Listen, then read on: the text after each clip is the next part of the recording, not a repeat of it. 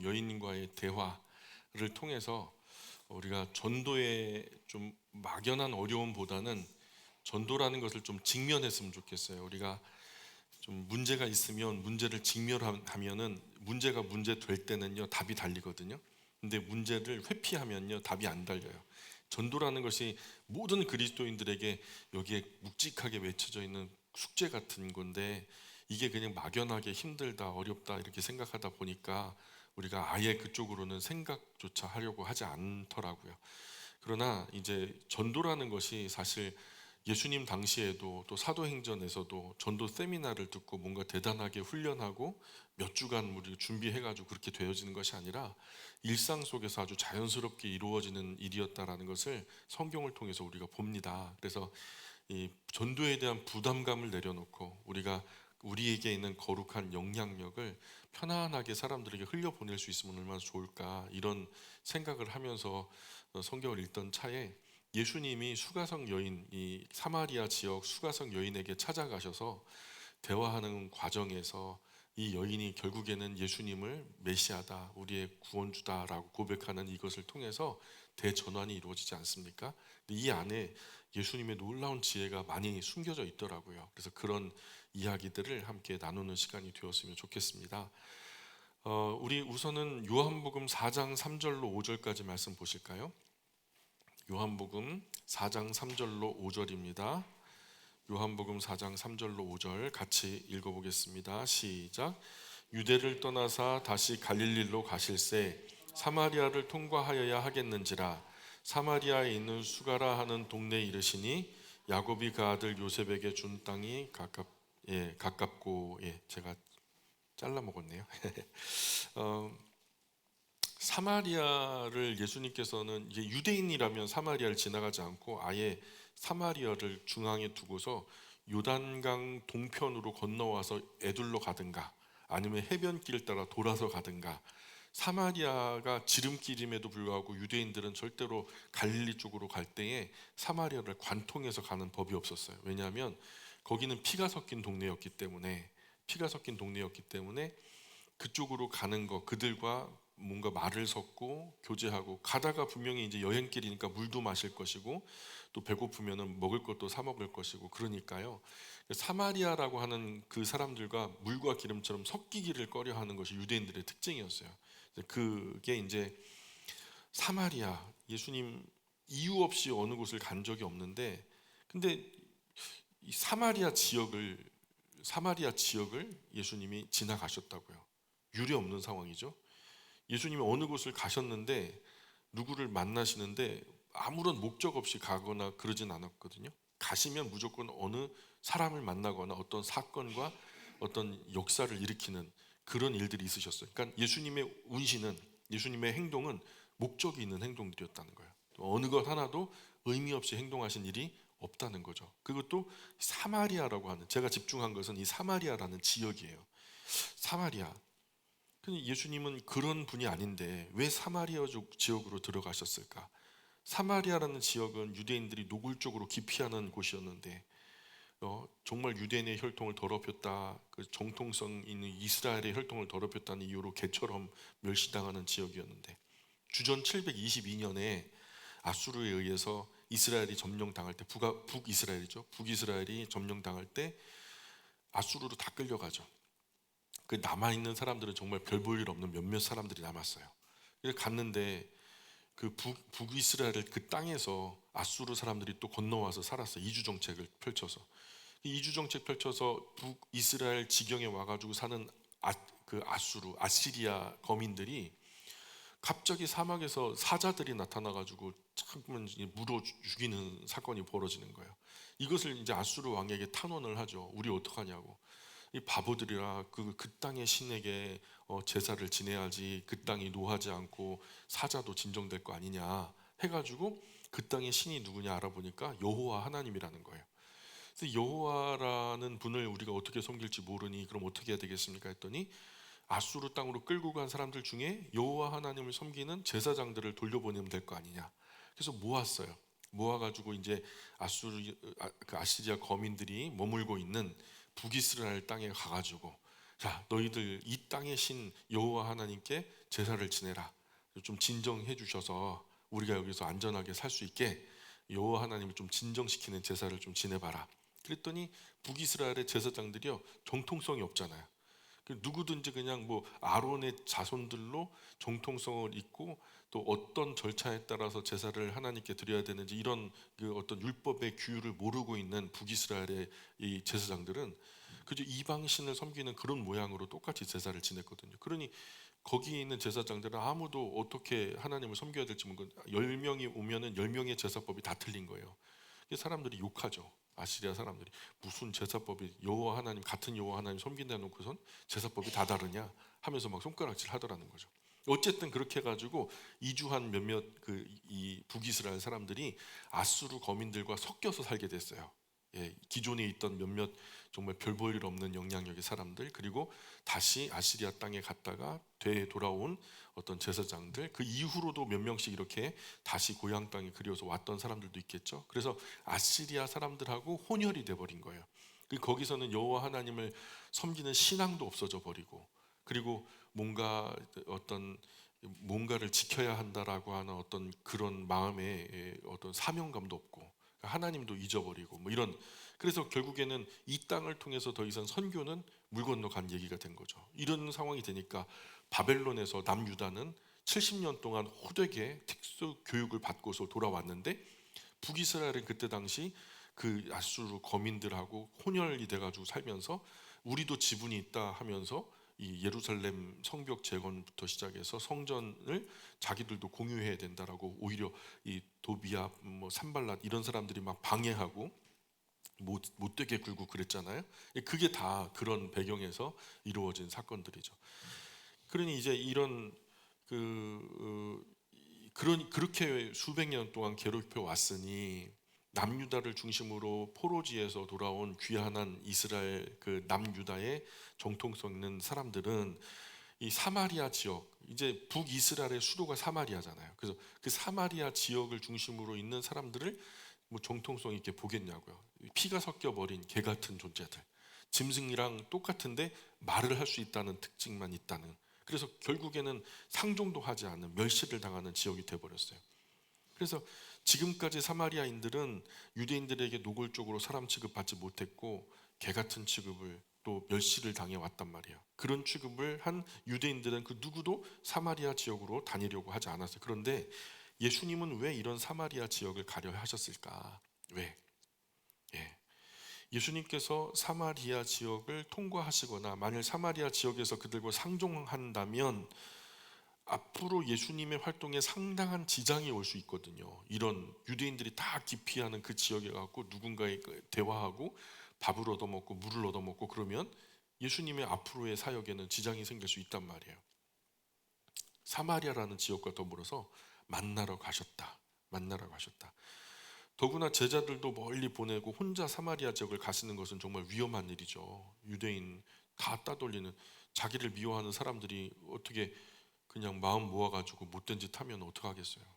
근데 굳이 남들이 싫어하고 불편해하는 상황을 일부러 만드시는 이유가 뭘까? 예, 저는 이유가 있어서 가셨다고 생각해요. 이유가 있어서. 전도하러 가셨다. 사마리아 지역에 들어가서 유일하게 한 가지 사건이 있어요. 사마리아 지역 수가성이라고 하는 동네 그 성으로 들어가셔서 그 동네에 여인 하나 만나신, 이거 외에 다른 사건이 없어요. 그러면 예수님이 이유 없이 아무 데도 안 가시잖아요. 그럼 사마리아 수가성 왜 가셨을까? 이 여인 만나러. 맞습니까? 그렇게 봐도 되겠죠. 예수님이 다른 거 한 거 하나도 없고 거기서 그 이 여인 하나 만나고 왔다면 예수님은 못하러 거기 가신 거예요? 이 여인 만나러 가신 거예요. 쉽게 말해서 전도하러 가신 거예요. 전도 대상자가 사마리아 지역 수가성에 있기 때문에 일부러 찾아가신 거예요. 그래서 저는 전도의 시작은 뭐다? 찾아가는 것이다. 이렇게 생각해요. 찾아가는 것이다. 예수님은 전도의 시작은 찾아가는 것임을 이 상황을 통해서 우리에게 말씀하고 계신 것은 아닐까. 이것이 예수님께서 보여주신 전도의 1단계라고 저는 믿어요. 예수님은 지역과 인종을 초월해서 찾아가세요. 그 신분 고하를 막론하고 찾아가세요. 전도의 시작은 찾아가는 거예요. 이미 복음을 받은 자 또는 이미 복음이 있는 사람이 복음을 아직 알지 못하는 사람, 복음이 없는 사람에게 찾아가는 거. 그래서 이미 복음을 받은 자가 복음이 필요한 자를 찾아가는 거. 지역, 사람, 대상 차별하는 것은 전도가 아니다. 찾아가려면 반드시 반대 요소를 제거해야 되겠죠. 사마리아 지역으로 간다는 사실을 알았다면 누가 거세게 반대했을까요? 예수님이 사마리아 지역으로 간다는 것을 사람들이 알았다면 그 사람들 중에 누가 제일 반대했을까요? 제자들이 반대했겠죠. 그래서 예수님은요, 제자들을 동반하지 않고 홀로 가셨어요. 제자들이 나중에 도착하거든요. 그래서 전도는 반드시 찾아가야 된다는 것과 방해되는 요소들을 먼저 제거하는, 주님은 그것을 강조. 그래서 우리 주변에도 사실은 사마리아 같은 지역이 있죠. 그런 지역, 그런 사람, 그런 장소, 그런 대상이 있어요. 우리가 사마리아 같은 지역, 모두가 기피하는 장소, 거기도 하나님의 사람이 있을 수 있다. 찾아가기 싫은 장소, 상종하기 싫은 대상, 그 장소, 그 사람은 정말 찾아가기 싫고 만나기 싫고, 더 나아가서 우리의 편견으로 그 사람은 안 된다, 그런 사람들이 세관에 있지 않겠어요? 그곳은 안 된다, 사마리아 지역 아니겠어요? 뭐 사창가, 그런 거부하는 곳, 그런 곳이 대표적으로 상징적으로 저는 사마리아라고 생각해요. 사마리아, 우리에게 있는 사마리아라고 하는 지역을 좀 이렇게 정리할 필요가 있다. 우리 스스로 지역과 사람을 제한하고 복음을 전하는 일에 노골적으로 그들을 외면하고, 이것이 우리 안에 있는 사마리아죠. 그래서 우리는 이런 생각을 해요. 그 장소, 그 사람들이 복음을 받지 못하는 것을 어쩌면 당연하다라고 생각하는지도 모르겠어요. 이 편견을 깨뜨리는 것이 저는 전도의 시작이라고 생각해요. 여기에 대해서 그 어떤 문제 의식도 없다면 여기서부터 시작하셔야 돼요. 사실 우리는 누군가를 찾아가는 일이 좀 부담스럽죠. 여태까지 매일 그냥 일상적으로 우리가 살아가는 삶의 어떤 사이클이 있고 루틴이 있는데, 그것을 벗어나서 다른 누군가를 만나야 된다는 것 자체가 되게 부담스럽거든요. 근데 그 부담이 사실은 전도의 시작을 방해하는 것은 아닌가. 누구를 찾아가서 만나야 된다는 것 때문에 전도를 외면하는 경우가 많거든요. 이것 때문에 전도하는 일에 부담스럽고 불편한 감정을 가지고 있어서 전도를 기피하는 경향이 많다라는 거죠. 저조차도 그렇거든요.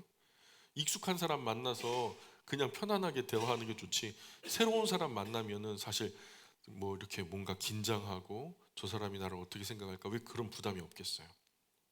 그래서 전도의 시작은 내가 먼저 찾아가는 것이다. 예수님이 그러셨던 것처럼 예수님은 찾아가는 것이 전도의 시작임을 알려주셨어요. 누구도 가기 싫어하는 곳, 아무도 만나기 싫어하는 사람을 내가 먼저 찾아가는 것이 전도다. 찾아가는 걸음부터 이미 전도는 시작됐다. 예수님은 그 걸음을 복되게 여기신다라고 저는 생각해요. 참 부담스럽지만, 참 쉽지 않지만, 그러나 내가 발을 들어 그 사람, 그 영혼, 그 장소로 가기로 결단하고 나아가는 그 걸음, 우리 주님 예수님께서 응원해 주실 거라고 저는 생각해요. 그래서 찾아가는 전도를 위해서는 사실 연습이 필요하거든요. 연습이 필요해요. 첫 번째는 만남에 대한 거부감을 버리자인데, 이제 그 글자가 하나 더 들어갔어요. 버리자는 거죠. 누군가를 찾아가는 일에 익숙하지 않은 사람은 먼저는 가까운 사람, 편한 사람이라도 먼저 만나보는 게 어떨까요? 아예 그냥 이질적으로, 예수님처럼 우리가 그만한 내공이 없잖아요. 우리는 많이 작고 약한 사람들이잖아요. 그렇다면 이게 부담이 된다면 좀 가까운 사람, 편한 사람, 심지어는 가족 또는 친구, 지인들 누군가에게라도 좀 부담스럽지 않은 사람으로부터 시작하면 좋겠다. 우리는 예수님이 아니니까. 그럴 수는 있죠. 그렇죠? 내가 실수해도 흉보지 않을 사람, 그러면서 차차 어려운 사람으로 시도해 볼 수도 있겠다. 전도는 일단 만나는 일에 익숙해져야 돼요. 우리가 아무리 내성적이고 우리가 좀 사람들 만나면은 소극적으로 바뀌고 성품이 좀 활발하지 못해도 전도는 연습이 필요한 것 같아요. 그런 면에서 뭐 기신자, 이미 예수님을 믿는 사람도 좋아요. 예, 내가 연습할 수 있다면. 그래서 신앙생활에 열정이 없고 정기적인 출석하는 교회가 없다면, 다른 교회 열심히 다니고 있으면 절대로 터치하면 안 되고요. 근데 자기는 그리스도인이라고 하면서 마땅히 다니는 교회도 없고, 그런 사람을 대상으로 뭔가 내가 이렇게 신앙생활에 관한 한, 전도에 관한 한 이야기를 꺼내도 크게 불편해하지 않을 사람, 예, 그런 사람에게 좀 시도해 볼 만하죠. 그래서 그러나 기신자가 좀 거절한다면, 그런 식으로 나를 접근하는 것을 나는 부담스럽다라고 한다면 그건 멈춰야죠, 인격적으로. 그래서 어떤 목사님은 무조건 전도해 오라는 거예요. 총동원 전도 줄이 있어. 중직자는 10명씩, 그리고 직분자는 무조건 5명씩, 그리고 일반 성도들은 무조건 1명 이상 다 데리고 와, 막 그러는 거예요. 만나는 것도, 사람 만나는 것도 어려운데 어떻게 전도해 올 수 있어요? 이거 연습해야 되거든요. 가까운 사람에게, 부담스럽지 않은 사람에게 먼저 다가가는 훈련을 해야 되고요. 전도는 곧 만남이다. 예, 전도의 첫 번째는 찾아가는 거라 그랬잖아요. 찾아가서 중요한 건 만나는 거예요. 만나는 거. 제일 가까운 사람, 예, 거부감을 버리는 제일 가까운 사람, 좀 덜 부담스러운 사람, 아주 불편하게 여겼던 사람 순으로 천천히 이제 만남에 대한, 찾아가고 만나는 것에 대해서 우리가, 이거 우리 성품까지도 바꿔야 돼. 이게 사명의 부분이니까. 나는 천성이 그래서 나는 전도를 못해요. 이건 말이 안 돼요. 그리스도인은 전도해야 돼요. 예, 그것은 우리가 받은 사명이니까, 지상 대명령이거든요. 그래서 단계별로 어쨌든 해야 된다는 전도인데, 전도를 해야 된다면 이런 그 단계를 거쳐서 우리가 연습이 필요하다. 그래서 첫 번째는요, 그래서 전도를 해야 된다라고 하니까 들어가서 만나자마자 뭔가 대단한 어떤 그 의지력을 가지고 전해야 된다라는 사명감 때문에 막 자꾸만 예수님 이야기 꺼내고 막 그러거든요. 저는 좀 그러지 않았으면 좋겠어요. 첫 번째는 찾아가는 전도는 연습이 필요한데요. 두 번째로 생각해야 할 것은 먼저 복음을 제시하려고 하지 말자는 거예요. 복음을 제시하려고 하면 안 돼요. 어설퍼지기 쉬워요. 사귐이 먼저 돼야 돼요. 사귐이 먼저 돼야 돼요. 내가 평소에 불편하게 여긴 사람을 찾아가서 사귀는 것만으로도 복음이에요. 나는 복음을 받은 사람이잖아요. 이 복음이 내 안에 있고 내 안에서 자연스럽게 복음이 흘러나와요. 그러니 그 다른 복음이 없는 사람과 사귀는 것 자체가 저는 좋은 시작이라고. 찾아가고 만나고 교제하는 것, 예, 교제하는 것. 내가 곧 복음이니까 거기에 강박 갖지 말고, 누군가를 찾아가서 복음을 전하지 않더라도 그 사람을 찾아가서 충분히 교제하는 것, 사귀는 것 자체가 복음이다. 처음부터, 만나는 시작부터 복음 전하면 안 된다고요. 복음을 전하는 훈련이 안 되면 못 전하거든요. 그래서 평소 복음을 전하는 훈련을 받지 않으면 복음 제시 못 해요. 뭐 성령께서 내 안에 말하게 하심으로 우리가 말할 수도 있지만, 그것도 있는 자제들을 통해서 하지, 아무것도 없는데 어떻게 하겠어요? 아무것도 없는데 절대로 밀어붙이면 되는 일이 아니죠. 그리스도인이 예전에 그 왜 올림픽에서 어떤 선수가 뭐 14대 9로 지고 있었어요. 그래서 펜싱에서 14대 9로 지는데 1점만 따면은 이제 우리는 지는 거예요. 거기가 이기고 이 사람이 9고 그쪽이 14니까. 근데 계속 이제 막 뭐라 하면서 할 수 있어, 할 수 있어. 그리고서 막 이렇게 하고 또 해가지고 1점 따고, 그리고 결국에는 14대 9에서 역전해가지고 1등을 한 거예요. 그래서 금메달을 땄어요. 사람들이 그게 긍정의 힘이다 막 그렇게 하는데, 저는 절대로 그렇게 보지 않아요. 긍정의 힘이 아니라 할 수 있다는 것도 근거 있는 할 수 있음이 돼야죠. 그 사람이요, 저는요, 목숨 걸고 운동했다고 생각해요. 목숨 걸고 훈련했다고 생각해요. 그 훈련이 근거가 되어서 할 수 있다라고 하는 자기 암시가 능력을 발휘할 수 있었던 거지, 아무 연습도 없는 사람이 할 수 있다 100만 번 한다 해서 할 수 있는 게 아니라고 저는 생각하거든요. 이것도 전도라는 것도 저는 그렇게 생각해요. 내 안에 있는 어떤 자제, 심지어는 모세의 손에 들려진 지팡이, 어린 아이의 손에 들려진 물고기 2떡 5개, 이런 거 내게 있는 것을 통해서 하나님 역사하시지, 내게 없는 것을 가지고 역사하는 분은 아니라고 생각하거든요. 그러니 그렇다면 우리가 복음을 전할 때는요, 준비해야 된다라는 거예요. 훈련이 안 되면은 못 전해요. 평소 복음을 전하는 훈련을 받지 않으면 복음 제시 못 해요. 절대로 밀어붙이면 안 돼요. 어떻게 하시겠지? 절대로 어떻게 안 돼요. 그리스도인 다가가 사귀는 것만 시작해도 교회는 저는 부흥하기 시작한다고 생각해요. 전도하는 자리에 서 있기만 해도 피하식별이 되거든요. 나는 하나님의 사람이다. 나는 절대 약자에 속하고 상대방은 절대 강자의 위치에 놓이게 되니까요. 그러면서 서두르지 말자고요. 조금 느긋한 속도로 다가간다 해서 예수님이 나를 혼내거나 야단치거나 그러지 않을 거라고 저는 생각해요. 충분히 여유로운 마음으로 차분한 사귐으로 들어가는 것이 중요하다. 여러분, 혹시 평소에 불편하게 여기는 사람 사귀는 것만으로도 충분한 복음 전파가 시작되었다고 생각하는데, 일정한 기간 사귀는 동안에 사귐의 과정, 즉 기간이 필요하거든요. 이미 복음 전파에는 그 안에 시작됐다. 쫓기거나 조급하면 안 된다는 거예요. 오늘 내가 만남을 시작해야 할 그 사람을 차분하게 찾아보자. 그래서 첫 번째는 찾아가고 만나고 교제하는데, 네 번째는 뭐냐면 그 사람이 누굴까요? 그걸 내 마음에 결정해야 된다고요. 그 사람이 누굴까요? 그 사람. 어떻게 하면 한 사람을 찾아볼 수 있을까? 내가 찾아가면 사귈 수 있는 사람이 몇 명이나 되는지 먼저는 적어봐야 돼요. 내가 적어봐야 돼요. 그리고 조금 그것도 그냥 내가 임의로 내 생각으로 막 적을 게 아니라 기도하면서 하나님 좀 도와주세요 하면서 동업을 하셔야죠. 제 지혜를 주세요.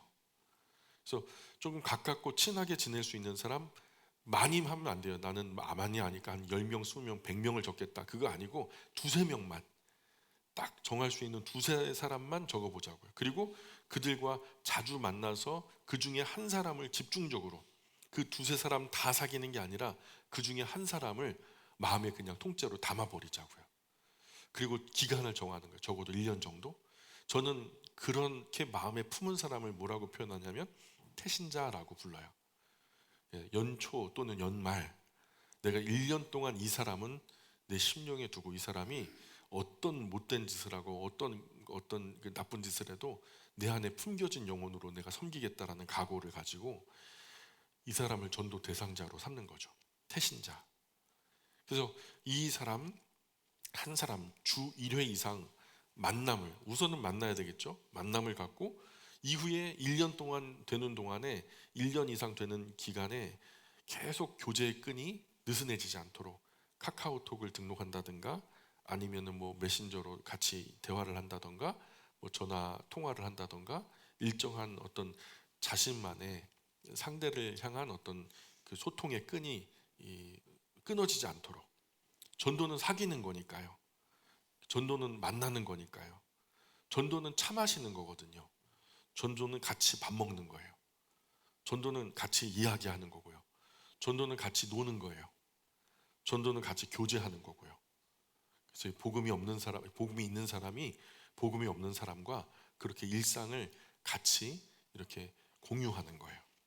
이제 우리 앞으로 이제 오후 성경 강좌 시간에 한 이 8가지 주제, 앞으로 남아있는 주제가 8가지인데 저는 찾아가는 것만으로도 성공했다라고 생각해요. 자, 두 번째 주제가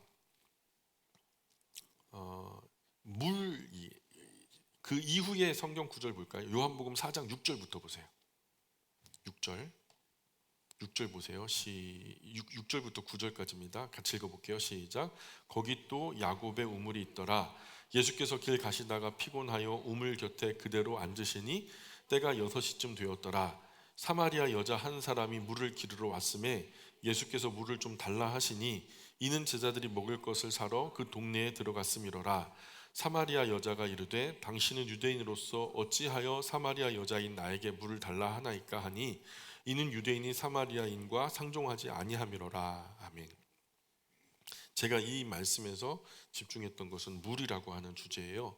사마리아 지역에 들어오신 예수님은 이 사마리아 지역의 한 동네인 수가라고 하는 성 안으로, 그 동네 안으로 들어가셔서 그 동네의 우물가, 유명한 야곱의 우물이라고 알려졌던 그 우물 곁에 앉으셨죠. 그리고 예수님께서 우물 곁에 앉으셨다는 것은 목이 말라 물이 필요했기 때문이겠죠. 그죠? 그래서 하지만 물은 드시지 않고 누군가를 기다리듯이 계속 앉아만 계세요. 얼마의 시간이 지난 후에 한 여인이 우물에 물을 기르러 도착하죠. 이 여인이 사마리아 지역 수가성에 사는 한 여인이었어요. 이 여인이 도착하자마자 예수님이 기다렸다는 듯이 이 여인에게 물을 요구하시죠. 물을 요구하시죠. 예수님은 손이 없어요, 발이 없어요. 이 여인을 통해서만 물을 얻어야 될까요? 뭐 하고자 하면은 제자들 시켜서도 할 수 있고 본인이 직접 할 수도 있는데 왜 굳이 그냥 그 더운 낮 시간에 목마르면 그냥 즉각 떠서 드실 것이지 왜 이 여인을 기다렸다가 그 여인을 통해서 물을 요구하셨을까? 물을 요구하는 예수님을 향한 이 여인의 태도는 또 보세요. 얼마나 퉁명스러운지. 당신은 유대인인데 왜 나에게 물을 달라 하십니까? 당신하고 우리는 아주 교제하는 게 단절된 그런 종족들인데 왜 당신이 나에게 하필이면 물을 달라 하십니까? 정말 불쾌한 표정으로 퉁명스럽게 예수님 요구를 불편해 하잖아요. 우리 전도 현장에서 이런 거 많이 만나거든요. 불편해하는 거예요. 일반적인 사람들은 이런 것을 거절이라고 여겨요. 당신은 유대인인데 왜 나한테 물을 달라고 해요? 그러면은 그건 주겠다는 거예요? 안 주겠다는 거예요? 안 주겠다는 거죠. 그거는 거절이에요. 이쯤 되면 평범한 사람 같으면 자존심 때문에라도 내가 직접 떠마시고 말지. 이 더러워서 내가 떠마시겠다 이렇게 하고 말거든요. 그런데 예수님은 계속해서 이 여인에게 물을 요구하시죠. 지금 이 예수님의 행동은 물을 요구하시는 거예요? 아니면 이 여인을 포기하지 않는 걸까요? 물의 목적은 아닌 것 같아요. 이 여인을 통해서 물을 해결하려는 예수님의 진짜 속셈은 뭘까요?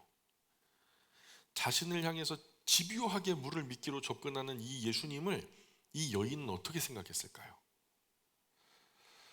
이 여인이 개인적인 이유를 넘어서 예수님의 요구에 별로 반응이 좋지 않은 이유는 당시 유대인과 사마리아인들 사이 너무 깊은 감정의 골이 있었기 때문도 그렇고, 특별히 이 상황은요, 사마리아 여자 한 명과 유대인 남자 한 명의 만남이 이루어지고 있는 상황이에요. 때문에 이 여인으로서는 더욱더 경계와 적대감을 가질 수밖에 없는 상황이에요. 예수님은 이 여인에게 물을 이유로 계속 접근을 시도하거든요. 다른 사람이 보면 이런 예수님의 모습이 상당한 오해의 소지가 있어요. 이 여인을 우리가 좌초지종을 다 알잖아요. 이 여인이요, 좀 나름 생긴 것 같아요. 남자가 따라요. 그러니까 다섯이나 붙죠. 그잖아요. 그러니까 나름대로 예쁘고 늘씬하고 그랬던 모양이에요. 성적인 매력이 있고. 그래서 아마 그런 과거가 있지 않겠어요? 모르긴 몰라도. 그런데 1대1 만남으로 예수님께서 자꾸 이 여자에게 말을 붙이는 것은, 우리는 내막을 알지만 모르는 사람이 바라볼 때는 예수님이 이 한 여자에게, 번듯한 미끈한 한 여자에게 추파를 던지는 것으로 오해할 수 있잖아요. 또 요즘으로 보자면은 찝쩍거리는 것으로 여길 수도 있잖아요. 예. 평소 이 여인은 동네에서 평판이 좋지 않았어요. 왜 예수님께서 저런 여인을 상대할까 오해가 될 수 있어요. 그 예수님 자신에게만 아니라 그 여인과 교제하게 될 때 예수님의 평판이 역으로 이 여인 때문에 안 좋아질 수도 있는 거예요. 이 여인을 예수님의 평판도 좋지 않은 영향을 줄 수도 있는데, 이 사마리아 여자로 인해서 큰 오해의 소지가 있었음에도 불구하고, 생길 수 있었음에도 불구하고 예수님은 물을 이유로 이 여인에게 끊임없이 접근하죠. 그 시도가 멈춰지지 않아요. 왜 그럴까요? 제 생각이 맞다면 예수님은 이 여인과의 대화의 접촉점을 찾으려는 의도 같아요. 의도적인 접근, 의도적인 대화. 예수님께서 이 여인과 이 상황에서 가장 자연스럽게 대화할 수 있는 최고의 접촉점이 바로 물이었다는 거예요. 물. 여인도 우물가에 왜 왔어요? 물이 필요하니까 왔죠. 예수님도 우물가에 왜 계셔요? 물이 필요하니까요. 전도는요, 상대방과 접촉점을 가져야 대화를 시작할 수 있어요. 근데 그 접촉점을 중심으로 지속적으로 관계를 유지할 수 있고 대화가 지속될 수 있거든요. 공통의 필요. 그러므로 전도하려는 그리스도인은 상대방과 공유할 수 있는 접촉점, 공통된 접촉점을 가지려고 노력해야 된다는 거죠. 물이 왜 예수님과 이 여인의 접촉점이 될 수 있었을까? 왜냐하면 첫 번째로 아까 말씀드렸듯이 서로의 필요성이 간절했기 때문이다라고 여겨요. 예수님은 목마름의 상태였고요. 그 사마리아 여자도 물이 절실한 상태였고요. 물은 예수님도 사마리아 여인도 서로 필요했기 때문에 그 대화는 자연스러울 수 있었어요. 자연스럽게 대화가 이루어질 수 있는, 서로의 필요가 같았기 때문에 이것이 전도의 좋은 접촉점이 될 수 있다고 저는 생각해요. 남자분들의 경우는 뭐가 있을까요? 어제도 제가 예배당 나올 때 바로 아래층에 아저씨가 타시더라고요. 손에 뭘 이렇게 잔뜩 들고 계셔요. 뭔가 요즘에는 어떤 철이죠? 휴가철이죠.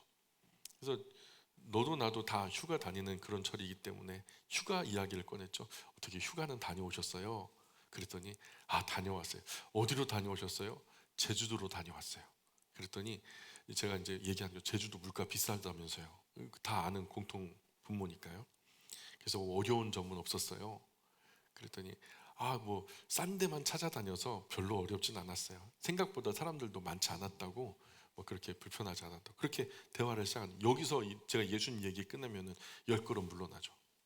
그죠? 그래서 그분도 저한테 물어봐요. 어떻게 그 휴가는 다녀오셨어요? 그래서 예, 사랑하는 가족들 몇 가정 같이 다녀왔습니다. 그랬더니 서해안으로 다녀왔어요. 그랬더니 그러세요? 거기 많이 덥고 그러지 않았어요. 조금 더웠죠 하면서 이제 대화가 되는 거죠. 왜냐하면 이게 왜 대화가 지속되냐면 그분도 휴가를 다녀왔고 저도 휴가를 다녀왔기 때문에 이게 접촉점이 되는 거죠. 그리고 또 아버지들 같은 경우에는 축구, 뭐 야구, 뭐 집에 대해서 뭐 전세, 매매 뭐 이런 거 그죠? 뭐 이런 휴가 이런 것들이 좋은 공통의 주제가 되죠. 여자분들 같은 경우에는 뭐가 있을까요? 자녀 양육 뭐 이런 거, 뭐 아니면 반려동물, 뭐 내지는 뭐 여러 가지 뭐 생활 정보 이런 것들이 공통 분모가 될 수 있을 거예요.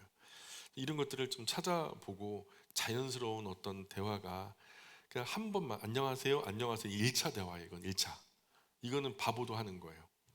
인사 못하면은 이건 사회적으로 문제가 있는 거죠. 근데 2차 대화 안녕하세요 점심은 드셨어요? 그럼 그 2차 대화라 그래요. 그 점심을 넘어서 다음 대화까지 연결되고 이것이 이제 한 10번 왔다 갔다 하며 100번 왔다 갔다 하면서 밤새도록 왔다 갔다 해도 지루하지 않은 관계로 가져가는 것이 우리 목표거든요. 그래서 지금 두 번째, 왜 물이 예수님과 여인의 접촉점이 될 수 있었을까? 그것은 현실과 거리가 접촉점은 이제 대화로 연결되기 어렵다는. 그래서 접촉점은 현실 상황을 위주로 이루어져야 된다. 먼 나라 아주 꿈 같은 얘기 그런 게 아니라 현실적인 대화.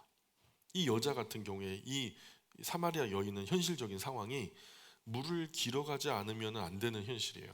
그런데 누구나 하는 해질 때나 해 뜰 때나 모든 동네 여인들이 물 뜨는 그 시간에는요, 자기는 누추해져요. 왜냐하면 그 여인들에게 자기의 사생활이 다 알려져 있기 때문에 수근수근 거릴 테니까. 그러니 아무도 없는, 사람들이 인파가 밀리지 않는 정오의 그 뙤약볕 시간에 나와서 혼자 은밀하게 물 길러서 얼른 들어가려고 하는 이런 현실적인 여인의 상황. 물이 없으면 당장 생계를 유지할 수가 없으니까. 예수님도 여행 중에 많이 피곤하시고 목마르셨기 때문에 당장 물이 필요하셨단 말이에요. 현실적인 필요예요. 물 외에 다른 것에는 사실 관심이 없으셨죠. 근데 현실적으로 당면한 문제를 말하기 시작하면 대화가 진지해져요. 먼 나라 뭐 천국이 있다고 믿으세요? 지옥이 있다고 믿으세요? 그러면은 너무 엉뚱한 거예요. 그런데 혹시 선생님도 주식 하세요? 그러면요 당장에 눈이 맑아지죠. 뭐 정보라도 얻을 수 있을까 해가지고. 선생님 자동차는 어떤 종류 타세요? 뭐 국내 것 타세요? 해외 것 타세요? 뭐 이런 거. 저는 그것 때문에 고민인데 이러이러한 게 참 여러 가지로 좀 말썽이네요. 그런 거 좀 어려움 없는 그런 자동차는 없을까요? 그러면은 이제 남자들의 대화는 자연스럽게 계속 이제 왔다 갔다 하죠. 현실적으로 당면한 문제를 말하기 시작하면 대화가 좀 진지해집니다. 그 물 외에 다른 것에 관심이 없으셨어요. 그래서 진실하고 진정성 있는 대화가 이렇게 될 수 있는 거죠. 세 번째로 왜 물이 예수님과 여인의 접촉점이 될 수 있었을까? 대화가 이루어지기까지 포기하지 않으셨어요. 예수님은요, 계속. 처음에는 여자가 물을 요구했을 때 거절하고 아주 퉁명스럽게 빠져나가잖아요. 그러나 예수님은요, 내가 누군지 알았다면 이란 대화를 계속 이어가기 위해서 뭔가 궁금증을 던져요. 여인, 여자분, 내가 누군지 알았으면 오히려 나한테 물 달라 그러셨을걸요? 그러니까 당신이 누군데 도대체? 궁금하잖아요. 예? 그래서 예수님은 대화가 이루어지기까지 계속 포기하지 않고, 그리고 그러면서도 예수님은 항상 대화의 우선권을 본인이 가지고 계셨어요. 지금 대화의 우선권 예수님이 가지고 계시죠? 예수님은 끝까지 대화의 우선권을 가지고 이끌어가고 계세요. 대화의 주도권을 뺏기면 어색하거나 상대방의 반격에 무너질 수 있거든요. 그래서 대화를 주도적으로 이끄는 적극성이 필요해요. 대화에 적극적으로 참여해야지 에이 그 싫으면 말어 하면서 이제 금방 발 뺄 사람처럼 그렇게 어줍지 않게 그렇게 하면 안 돼요. 예. 적극적인 대화의 자세. 대화의 주도권을 뺏기면 어색해지니까 주도적으로 이끄는 적극성이 필요하고, 전도하러 간 사람이 주저하는 이유는요, 뭔 말을 해야 될지 모르기 때문이거든요. 잠깐 이야기가 끊기면 굉장히 당황해요. 뭔 얘기를 해야지, 이 공백을 뭘로 메꿀까, 무슨 말로 이어나가야 할지 안절부절하거든요. 실제로 전도해 보면 서로의 필요성을 공감하지 않으면 어떤 대화도 이어지지 않아요. 대화가 계속 이루어지려면 내가 대화의 우선권을 가지고 계속 이끌어 가야 돼요. 적극적으로 대화에 참여하고. 그래서 내가 잘 아는 주제, 나도 관심 있는 주제, 필요와 연결된 주제가 적당하다는 거예요. 근데 이 과정에서 정치 얘기 될까요, 안 될까요? 절대 안 되죠. 전도하러 가서 정치 얘기 절대 하시면 안 돼요. 그리고 다른 종교 비방 이런 것도 절대 하시면 안 돼요. 우리가 전도를 두려워하는 이유 중에 하나가 대화입니다. 사실 대화. 무슨 말을 해야 할까? 말은 시작했어도 어떻게 대화를 지속해야 할까? 상대방이 관심 없어 하거나 재미없어 하면 어떡하지? 그래서 애초 접근조차 두려워하죠. 부담스러워하죠. 그 부담과 두려움이 만남조차 시도하려 하지 않는 소극적인 그리스도인의 자세로 나타나게 된다는 거죠. 이런 생각이 이 생각이 갖게 되는 것은 뭐 때문이라고 생각합니까? 이 대화를 준비하지 않아서 그래요. 그래서 대화가 준비되면 누구라도 만나고 싶죠. 예를 들어 나는 자동차에 대해서 얘기하고 싶어. 그런 대화가 준비됐어요. 대략의 정보도 알고요.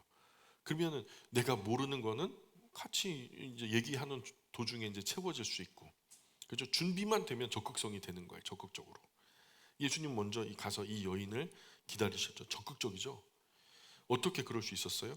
사마리아 여자와 어떤 대화를 해야 될지 예수님은 잘 알고 계셨어요. 어떤 대화를 할지 예수님 마음속에 이미 다 준비하고 가셨어요. 이 여자와 접촉점을 갖기 위해서 우물가에 앉아서 물을 접촉점으로 나는 대화할 거야, 이 마음을 가져가신 거죠. 준비된 거죠. 상대방과 대화를 위한 접촉점, 같은 관심사를 찾아야 돼요. 최근에 제가 기사를 읽었는데 대학교 입시 설명회 하는데요, 아니 유치원생 학부모들이 와가지고 듣더라는 거예요. 유치원 엄마들이 대학교 입시 설명회 와가지고 앉아가지고 그걸 듣고 있더래요. 유치원 다니는 애들 엄마가 대학 입시 설명회 왜 듣고 있어요? 엄마의 관심사는 내 자식이 앞으로 잘 자라서 초등학교, 중학교, 고등학교 과정 거쳐서 이 학교에 입학해야 되니까, 그러니까 이 학교에 입학해야 되니까 관심이 있기 때문에 거기 앉은 거예요. 유치원인데 한참 앞으로의 먼 이야기인데도 참 그 극성 맞죠? 준비하니까. 그래서 상대와 대화를 위한 접촉점은요, 첫 번째는 상대를 공부해야 돼요. 이게 뭐 신천지처럼 우리가 추수꾼이 돼가지고 그 사람의 뒤 비하인드를 전부 다 이렇게 뭐 리포트를 써가지고 마치 모르는 사람 모르는 척 접근해가지고 이렇게 인위적으로 아주 그냥 못된 마음으로 그렇게 하는 게 아니에요. 그게 아니라 상대를, 저 사람의 필요가 뭔가, 그 배려와도 굉장히 관계가 있고 섬김에도 그런 관계가 필요하거든요. 그리스도인에게 굉장히 중요한 눈이에요. 저 사람의 필요가 무엇인지를 살피는 거. 저 사람은 배고파 죽겠는데 지금 이 사람은 여행에 대한 이야기를 한다? 그러면 귀찮고 아주 짜증나는 일이죠. 찾아가서 사귀는 동안 뭘 좋아하는지, 어디에 관심이 많은지, 무슨 이야기를 하면 귀가 번쩍 트이는지, 어떤 이야기를 하다가 눈이 번쩍 좀 선명해지는지 그 사람을 공부해야 돼요. 이것이 관심이거든요. 그 사람을 얻으려면 그 사람을 공부해야 된다. 상대에 대해서 관심을 가지면 그 관심사안이 보이거든요. 사실은 관심이 없어 지나치니까 망정이지, 그 사람에 대해서 우리가 집중하고 공부하려고 한다면 그 사람의 이름부터 나이, 생일, 그리고 취향, 적극적인지 소극적인지, 외향적인지 내향적인지, 그래서 어떤 뭐 음식이 좋은지, 뭐 어떤 취미가 있는지, 이런 것들이 다 파악이 돼요. 그래서 접촉점은 아주 쉽게 찾을 수 있어요. 관심만 있다면, 마음만 있다면. 두 번째는 상대에게 대화의 초점을 맞춰야 돼요. 상대방의 이 관심사를 충족해 줘야 돼요. 꼭 충족해 줘야 돼요. 그러기 위해서 잘 듣고, 이건 경청이라고 하거든요. 경청. 잘 듣고 잘 공감해 줘야 돼요. 그러면 사람을 얻어요. 이 두 가지만 하는. 제가 역행자라고 하는 책 한번 최근에 소개했잖아요. 그 친구가 어린 시절에 그렇게 나름대로 성공했다라고 하는 그 반열에 설 수 있었던 그 가장 중요한 이유를요, 이걸로 얘기하더라고요. 경청과 공감. 나는 이걸로 사람들을 얻었다는 거예요. 그래서 지금 자기가 한 달에 1억씩 매출을 하면서 그 하루에 2시간 일한대요. 그리고 나머지 6개 업체를 그냥 2시간 동안에 관리만 하고 자기는 마음대로 여행 다니고 자기 개발하고 하고 싶은 것들을 하면서 이제 버는 것에 얽매이지 않고 자유를 누린다, 뭐 그런 얘기를 하더라고요. 근데 어쨌든 그 얘기를 자초지종을 다 읽어보시면 좋겠어요. 근데 중요한 게 그런 거죠. 경청, 공감하면 사람 얻어요. 예. 내 이야기만 하면 상대는 지쳐버려. 금방 대화는, 대화 자체가 힘들어지거든요. 내 이야기를 할 때라도 화려하게 꾸미지 말고 내 이야기는 최대한 담백하게 졸여서 짧게 이야기해야 되고, 여기서 주인공은 대상이다. 안 그러면 힘들어지거든요. 상대방이 자기 이야기를 차분하게 풀어놓을 수 있도록, 아, 저 사람 만나면 좀 마음이 좀 내려져. 마음이 푸근하게 내려놔주고 이야기 보따리가 풀려져. 이게 어디서 시작될까요? 경청과 공감에서 시작되는 거예요. 상대방의 관심을, 필요를 찾아 들어주고 반응하는 그런 대화를 해야 된다는 것과 더불어서 세 번째는 대화를 지속적으로 유지해야 된다. 오늘 말씀의 핵심이 뭐냐면, 상대와 관심사를 공유하게 되면 그 대화를 계속 이어나갈 수 있어요. 이 대화로 관계를 지속하면 쉬워요. 자동차에서 이야기가 시작됐잖아요. 그러면 나중에 차박으로 또 연결됩니다. 차박으로 연결되면 차박이 좋은 여행지하고 연결되고요. 그 여행지하고 연결되면 여행지에서 먹는 음식하고도 연결돼요. 또 음식과 더불어서 뭐 이제 여러 가지 그 여기서 누리게 될 처와 자녀들, 이런 어떤 자녀들. 그래서 우리 언제 한번 같이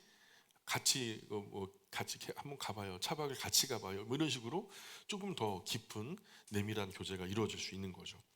그렇게. 그래서 지속하면 그렇게 발전이 돼요. 그 대화가 계속 지속되면 상대는 나를 관심 있게 받아주게 될 거예요. 마음을 조금씩. 그래서 사람 인심을 얻기가 참 어렵다 그러죠. 잃기는 쉬운데 얻기는 어려운 게 인심이라고요. 그래서 전도 대상자에게 집중하기 바래요. 그 사람을 공부해야 되고 그 사람의 필요를, 그 사람의 관심사를 우리는 공부해야 돼요. 그래서 대화를 준비해야 된다라고 말씀드리는 거예요. 그리고 관계를 지속하기 위해서 노력해야 돼요. 대화의 핵심은 상대의 관심사죠. 전도할 욕심만 앞서면 죽도 밥도 안 돼요. 그런 사람들이 똑같이 생각해요. 물건 팔려고 나한테 집착하는 사람처럼. 보험 외판원하고 전도인하고 동급으로 보더라니까요. 그러면 안 되고요. 먼저 마음이 열려야 복음도 들어가니까. 물 기르러 온 여자에게 물 얘기를 해야 관심사가 되죠. 준비되지 않은 대화는 지속될 수 없고요. 대화의 주도권 놓치면 그 사람이 끌려다녀요. 결국 나를 오히려 그 사람에게 좋은 걸, 지금 영원한 생명의 복음을 전하려 갔다가 내가 실컷 이용만 당하고 나는 남는 게 없어. 그 사람은 아이, 그 미련한 그리스도인들 이용해 먹기가 제일 쉽다. 이렇게 전락해버리고 마는 거죠.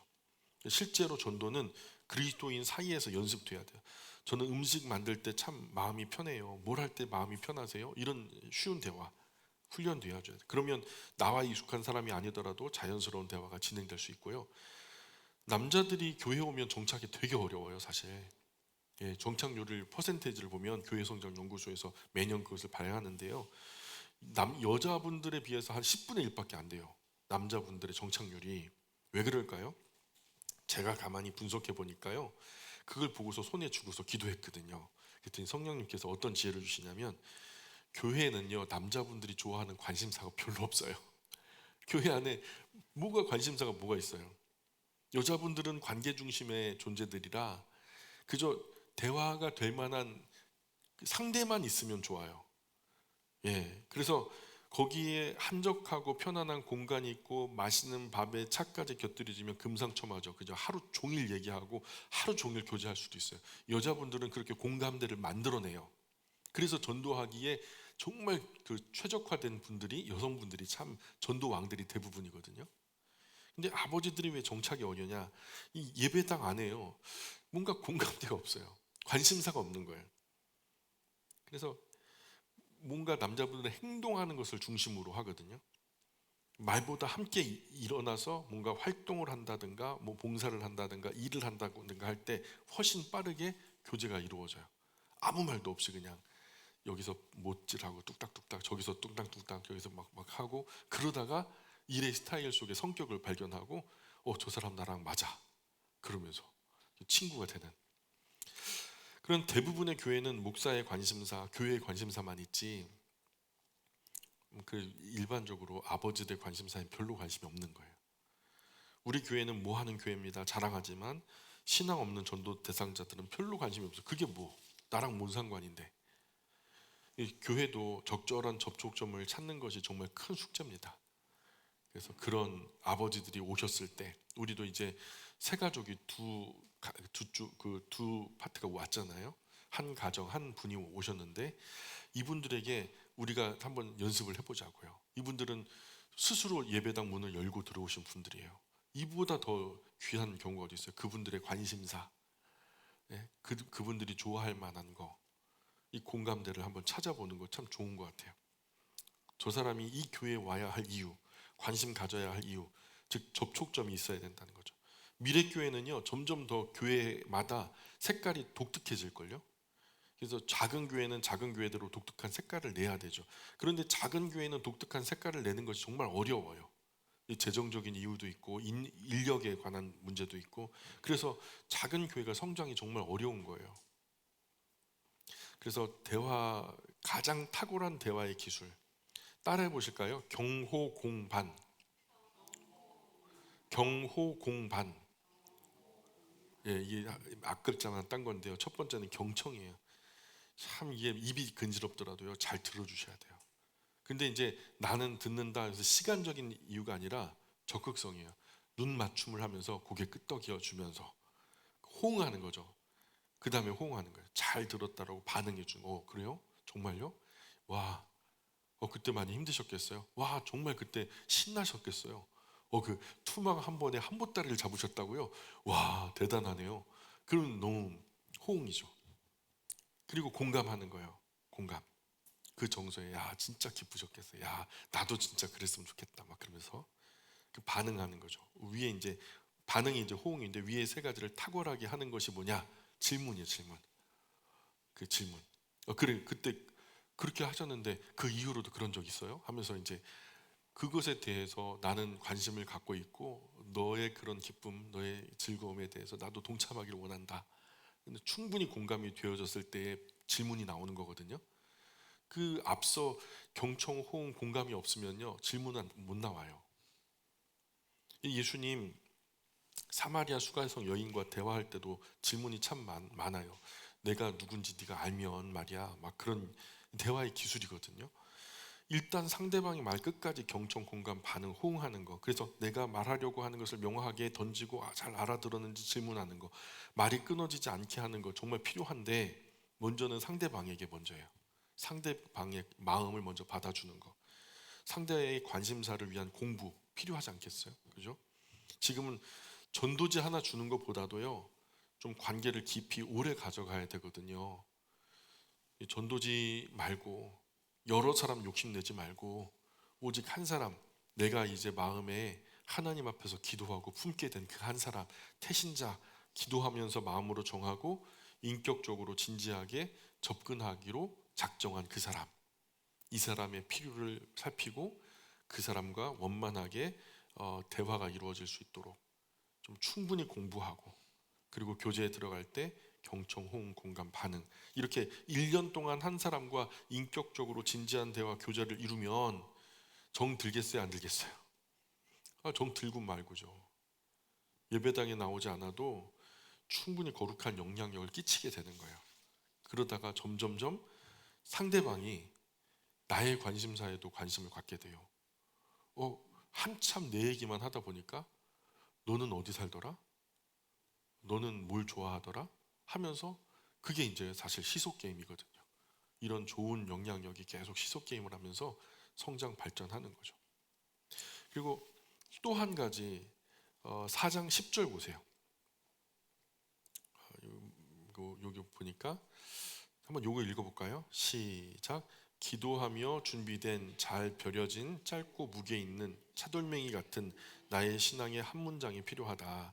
상대의 마음에 남겨지게 하라.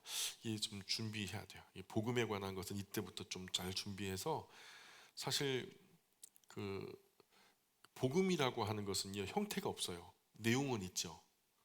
예수님도 이 사람에게는 이런 복음을 전하고 저 사람에게는 저런 복음을 전했는데 그 복음의 내용은 전혀 달라진 게 없고, 농부에게는 농부의 복음을 전하고요, 상인에게는 상인의 복음을 전하고요, 또 과수원을 하는 사람에게는 과수원의 그 복음을 전했어요. 그러나 내용은 다 똑같아요. 그런 것은 참 중요한 준비가 필요하죠.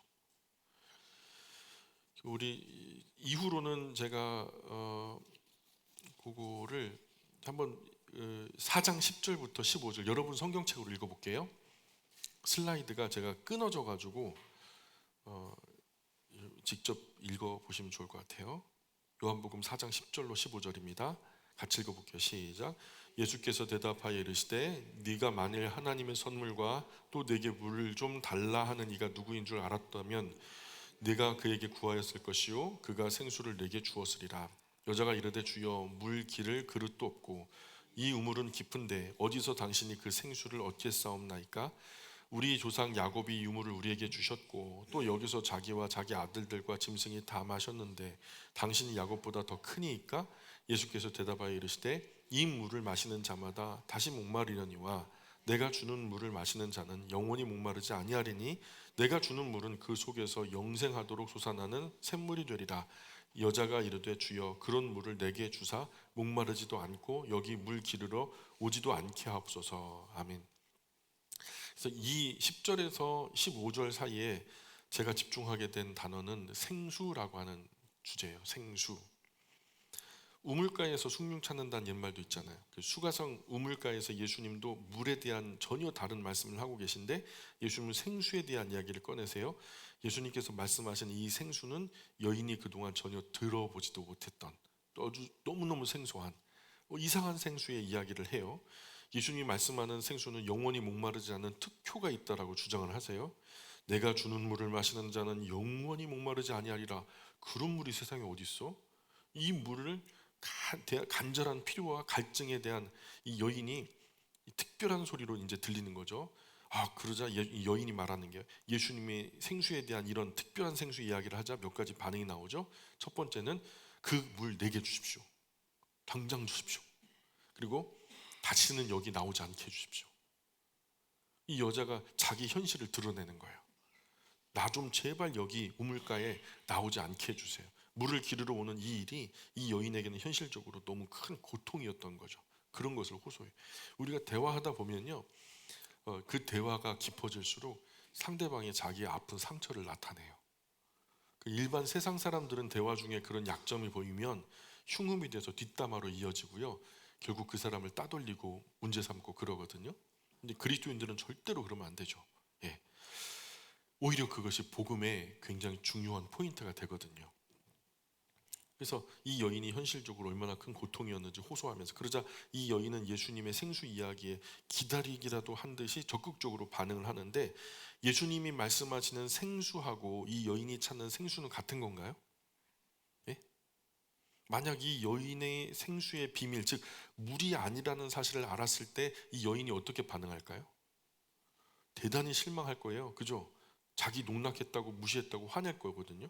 근데 왜 예수님은 자신이 메시아라는 사실을 그냥 단도직입적으로 야, 내가 메시아야, 이렇게 얘기하지 않고 생술에 대한 이야기를 꺼내고 이 여인의 기대감을 부풀게 하셨을까? 이유가 있어요. 이유가 있어요. 전도의 과정이라면 설명이 가능해요. 전도가 첫 번째가 뭐라고요? 찾아가라. 예, 두 번째는 만나라. 세 번째는 교제해라. 네 번째는 대화를 지속하라는 거죠. 그 대화하기 위해서 몇 가지가 필요하다. 아까 뭐라 그랬죠? 경호, 공반 이렇게 해야 된다. 자, 그런데 그 사람을 놓치지 않으려고 예수님 찾아가서 만나고 대화도 지속되면 관계는 무르익고요. 함께 만나서 먹고 마시고 대화했다면 그때부터는 필요가 채워지니까요. 대화가 삼천포로 빠지기가 쉬워져요. 필요가 채워지면 만남의 목적을 잃어버리기가 쉽게 된단 말이죠. 절대로 만남의 목적을 놓치면 안 돼요. 만남의 목적을 놓치면 삼천포로 빠져요. 예수님이 물에 대한 이야기를 하면서 끝까지 이 여인을 놓지 않으신 이유가 여기 있어요. 목적이 있기 때문에. 예수님은 그게 목적이 아니에요. 물, 생수 또는 교제가 목적이 아니에요. 예수님의 목적은 이 여인의 구원이에요. 그래서 목적을 이루기 위해 계속해서 이 여인을 목적으로 이끌어 가세요. 그래, 물이라고 하는 거, 생수라고 하는 거, 이 공통된 접촉점을 계속해서 유지하면서 예수님의 원래의 목적한 이 여인의 구원과 이 물 생수와 자꾸만 이제 가까워지는. 그래서 두 번째로 상대의 필요를 채워줘요. 전도는 상대의 필요를 채워주는 거예요. 교회 나오지 말라 해도 상대가 필요가 채워지면 교회에 나올 수밖에 없거든요. 이 여자의 필요는 뭘까요? 첫 번째는 목마른 거예요. 그죠? 누구나 사람이라면 다 목마르죠. 두 번째는 우물가에 계속 나와야 하는 번거로움, 또는 우물가에서 얻게 될 비참, 이런 것을 면하는 거, 숨겨진 삶의 상처들을 회복하는 일. 예수님은 이 여인의 이런 필요를 아셨기 때문에 채워질 때까지 계속 만남을 유지하셨어요. 우리는 예수님처럼 신통력이 없어서 그런 것을 한 번에 관통하지 못해요. 예수님은 당장에 그 여인이 5명의 남편이 있었다는 것도 알아채셨잖아요. 근데 우리는 그런 능력이 없거든요. 우리는 어떻게 알 수 있어요? 지속적인 대화와 관계 속에서 그 사람의 깊은 상처를 인지하게 되고 그 부분에 예민하다는 걸 알게 되면서 우리가 그 부분을 잘 좀 감싸주려 하고 흉보려고 하는 게 아니라, 인격은 알거든요. 사람은 이 사람이 나를 흉보려고 하는지 아니면 나를 진정으로 걱정해 주는지. 진정성은 통하거든요, 예수님처럼. 그래서 예수님은 이런 여인의 필요를 아셨기 때문에 채워질 때까지 계속 만남을 유지하셨죠. 세 번째로 예수님은 이 여자의 필요에 대해서 어떤 대안을 내놓으셨어요? 생수가 답이라고 하셨어요. 생수가 답이다. 진짜 생수만 있다면 여인의 필요가 다 채워지고 여인의 고민도 다 해결된다 하셨어요. 이것은 전도자가 상대에게 어떤 역할을 해야 되는지를 알려주시는 거예요. 사람의 궁극적인 필요는 생수가 공급되면 해결되거든요. 그래서 생수가 뭘까? 생수가 뭘까? 인생의 문제를 해결하는 예수님이다. 예수님 만나면 인생의 모든 부족과 필요가 채워진다. 단순히 우물가의 그 우물의 물이 아니라 진짜 이 모든 필요를 다 충분히 넘치도록 채워줄 수 있는 최고의 생수, 모든 필요를 채워주는 최고의 생수는 바로 구원자, 메시아, 그리스도, 예수님이다. 예수님을 통해서 자신의 필요를 채우게 하는 것이 전도의 목적이죠. 그리고 예수님이 이 여인에게 내가 저 생수를 얻어야 되겠다라고 하는 욕구를 일어나게 하신 거예요. 그 필요. 결국은 너 마셔도 또 목마를 거잖아. 그럼 또 나올 거잖아. 근데 영원히 목마르지 않는 생수가 있다면 이 모든 필요를 넘어서 그 관계를 넘어서 이 땅에서만 아니라 영원한 삶의 구원까지도 이 모든 것들을, 모든 욕구를 충분하게 채워 만족해 할 것이 있다면 그것이 예수님이죠. 예수님을 통해 자신의 필요를 채우게 하는 것이 전도의 목적인 거예요. 그래서 예수님은 이 여인에게 내가 저 생수를 얻어야 되겠다, 이 욕구가 생기도록 상대가 필요를 채울 수 있는 욕구를 가지게 하는 것이 전도예요. 전도자가 다 해결해 주는 게 아니라 상대가 필요를 붙잡게 해야 되는 거죠. 전도는 나 그거 필요해. 정말? 그럼 내가 인도해 줄게. 이렇게 말할 수 있는 상대방의 필요 욕구를 일으켜 주는 거죠. 너도 많이 힘들었지? 그 상처 안고 그 아픔 안고 얼마나 어려웠어. 그런데 나는 내가 어려웠을 때는 사실 이러했다. 근데 나도 정말 영생의 생수를 만나고서 그런 일들이 다 해소됐어. 너도 그렇게 해소됐으면 좋겠어. 그래서 그게 이제 제가 이런 말로 하는 게 아니라 그분과의 긴 대화 속에서 익숙한 말들로 표현하는 거죠. 그래서 첫 번째로 필요, 궁핍, 결핍이 없는 사람은 있을까요? 궁핍, 결핍, 필요, 상처, 아픔 이런 거 없는 분 있을까요? 세상에? 전혀 없어요. 다 있어요. 다. 인생에 필요를 느끼지 않는 사람 있을까요? 없어요. 다 있어요. 필요, 궁핍, 부족, 불가능한 문제들, 사람이 가진 현실적인 한계거든요. 이 필요를 채우기 위해 사람은 모든 노력을 다하거든요. 이런 상황에서 만일 누군가 당신의 이런 필요를 채워줄 길을 열어준다면 어떻게 하시겠어요? 이걸 놓치면 안 돼요. 우리가 상대의 필요에 지나친 관심을 가지면, 너무 적극적으로 갑자기 막 관심을 가지면 자존감, 자존심에 타격이 될 수 있거든요. 상대의 필요에 또 심지어는 무관심해진다면 우리 만나는 목적이 상실되고요. 그래서 우리는 상대방의 필요를 알고 상대의 필요를 끄집어내도록 노력해야 되는 거죠. 예수님은 상대의 필요를 끌어냈어요. 상대의 필요를 알고 적절하게 대처하는 것이 지혜거든요. 예수님의 방법을 우리가 주목했으면 좋겠어요. 좀 얘기가 진부해지지만 자 마지막으로 정리합시다.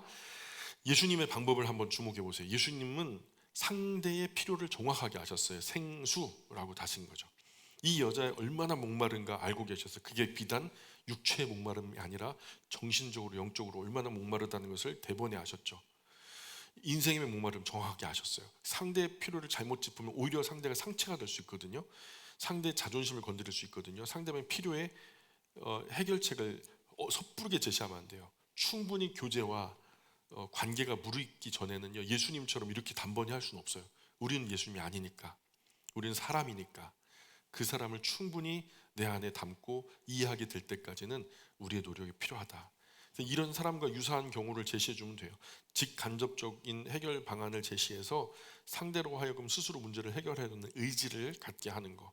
예수님은요, 내가 너의 문제를 해결해 줄 수 있어 이렇게 말씀하셔도 됐는데 끊임없이 생수가 답이야, 간접적인 방법을 제시하거든요.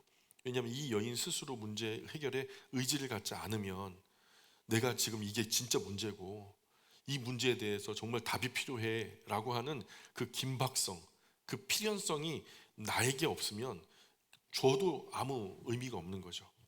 예수님이 문제 해결을 제시해도 이 여자는 그 방법대로 하지 않을 것을 아셨기 때문에 먼저 진짜로 필요하다는 것이 여인의 입술을 통해서 나와야만 했거든요.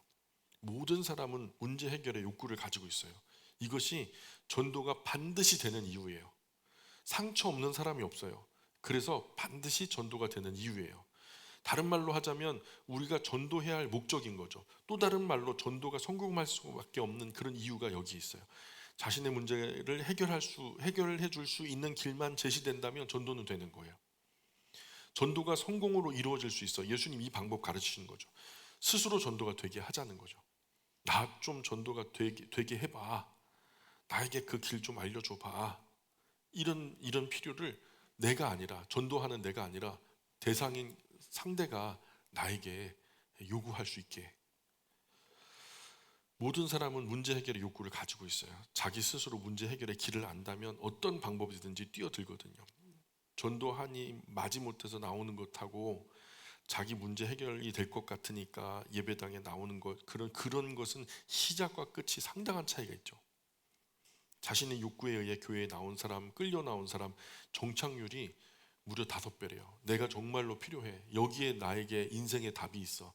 그래서 예배당에 나와서 앉아서 신앙생활을 시작한 사람하고 누군가가 그냥 오자 그러니까 억지로 수동적으로 끌려 나온 사람하고 정착률이 5배 차이가 난다니까요. 상대방의 필요에 관심을 가져야 돼요. 스스로 복음에 반응하도록 먼저 상대를 공부하고 다가올 수 있도록 우리가 한번 노력해 보자고요. 오늘까지는 조금 추상적이죠. 좀 애매하죠. 뭘 얘기하는지 좀 이게 아리까리하기도 하고요. 그런데 되게 돌아가셔서 오늘 이 본문을 처음부터 끝까지 한번 다 반복해서 읽어보시고요.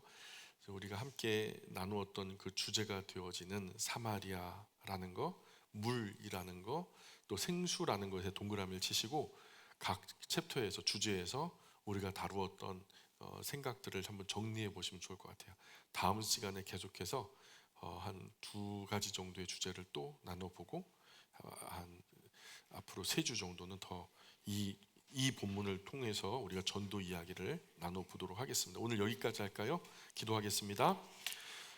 귀하신 아버지 하나님, 은혜와 사랑을 감사합니다. 오늘 저희가 마치 체한 것처럼 저희 명치 끝에 묵직하게 메어 달린 전도의 사명감을 생각해 봅니다. 하나님 앞에서 이미 영생의 구원을 약속받았다라고 저희들은 믿고 또 생각하지만 이것이 저희 안에만 갇혀져 있으므로 또한 저희를 힘들게 하는 이유가 되고 또 체한 것처럼 부담이 되는 것도 사실입니다. 이것을 전해야 된다라는 거 저희들 잘 알고 있습니다. 하나님 또 전하고도 싶습니다. 그러나 저희가 실제로 생활로 돌아가면은 어디서부터 어떻게 시작해야 될지 또 망설여지고 또 암담하게 여겨질 때가 많습니다. 그러나 하나님, 저희가 전도에 대한 이 엄청나게 큰 장벽을 깨부술 수 있도록 지혜를 부어 주옵소서. 그래서 저희의 일상에서 한 걸음 한 걸음 나아가는 작은 걸음이 한 영혼을 아버지 하나님께로 돌이킬 수 있는 위대한 발걸음이 될 수 있도록 은혜를 더하여 주옵소서. 그 해답이 저희 안에 있는 것이 아니라 하나님의 말씀에 있으므로 저희가 하나님의 말씀을 통하여 안내받습니다. 지혜의 영이신 성령 하나님께서 저희 가운데 역사하여 주셔서 저희가 전도 잘하는 하나님의 자녀, 예수님의 제자 될 수 있도록 저희로 주님 위대한 생명 살리는 영광의 도구 되게 하여 주옵소서. 한 주간의 삶을 주님께 의지합니다. 하나님 홀로 영광 받아 주옵소서. 감사하며 예수님 거룩하신 이름 의지하여 기도합니다. 아멘. 하늘에 계신 우리 아버지, 아버지의 이름을 거룩하게 하시며